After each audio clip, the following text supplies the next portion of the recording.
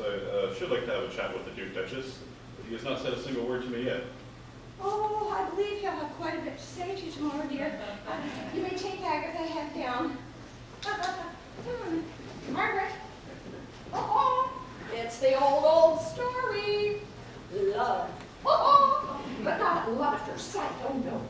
Love at the end of the season, which is so much more satisfactory. Oh, good night, dear. Good night, Duchess. Oh, dear Margaret. Oh, your husband has been dancing with such a handsome woman all evening. If I were you, I should be quite jealous. Is she a good friend of yours? No. Really? Good night, dear. Awful manners our young Hopper has. Hopper is one of nature's gentlemen, or is kind of gentleman I know. Sensible woman, Lady Windermere. You know, a lot of wives would have objected to Mrs. Erwin coming here. Lady Windermere has that uncommon thing called common sense. Yes, and Windermere knows nothing looks so like innocence as an indiscretion. Yes. Dear Windermere, he's becoming almost modern. I never thought he would.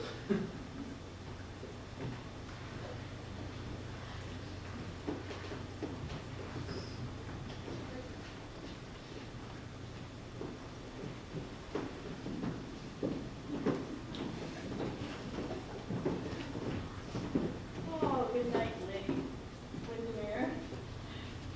Mrs. Irwin is such a fascinating woman.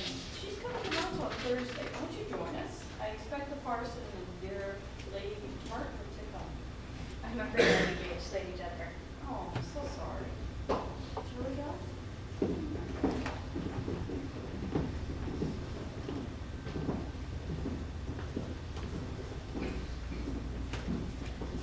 Oh, what a charming ball it has been.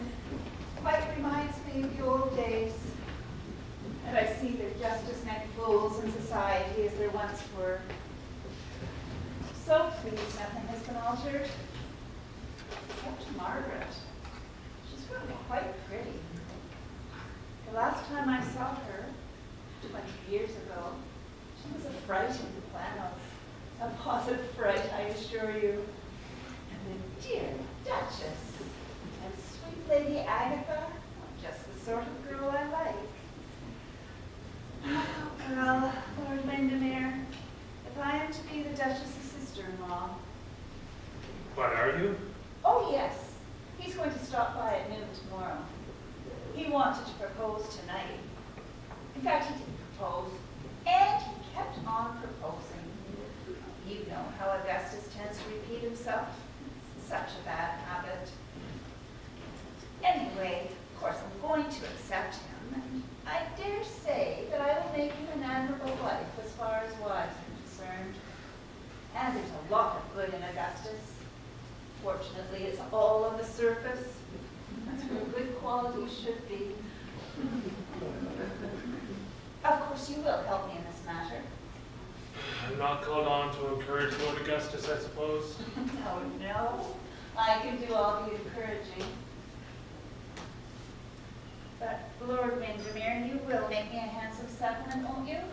Is that what you wanted to talk to me about tonight? Yes. Well, I won't talk about it here. Well, then let's talk about it on the terrace. Even business needs a picturesque background. Shouldn't it, Windermere? And a woman with a proper background can do anything. But won't tomorrow do as well? Oh, no. For tomorrow I'm going to accept him, and I think it would be a good idea to have a third cousin or a second husband or some distant relative of that sort, leaving me, say, £2,000 a year. It would be an added attraction, don't you think? Lord Windermere, you have a perfect opportunity of paying me a compliment. But I don't think you're very clever at paying compliments, are you? And Margaret doesn't do much to encourage you in that matter. It's a dreadful mistake on her part. For when a man stops talking about what is charming, he stops thinking about what is charming. But seriously, Say, Windermere, what do you say to 2,000 pounds, no, 2,500 pounds a year? In modern life, margin is everything. Oh, Lord Windermere, don't you think the world is an intensely amusing place? I do. To stay here a moment longer is impossible. Tonight, a man gave me his life, and I refused it. I will go to him. I will give him mine. Arthur's never understood me. After he reads this, he might. He can do with his life as he sees right. I've done with mine as I see fit. It is he who breaks the bonds of marriage.